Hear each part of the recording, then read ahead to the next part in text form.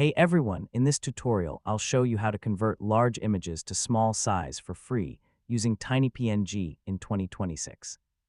So if your images are too heavy for websites, emails, or uploads, this guide will help you shrink them quickly without losing much quality.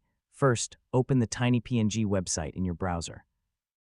This free tool automatically reduces image file size online.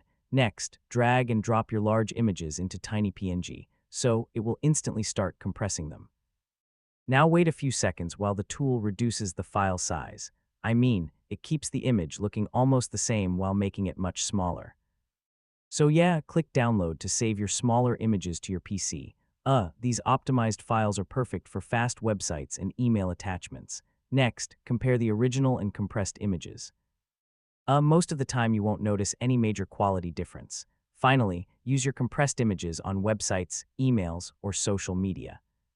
So smaller images help everything load faster and work smoother. And that's how to convert large images to small size for free using TinyPNG in 2026.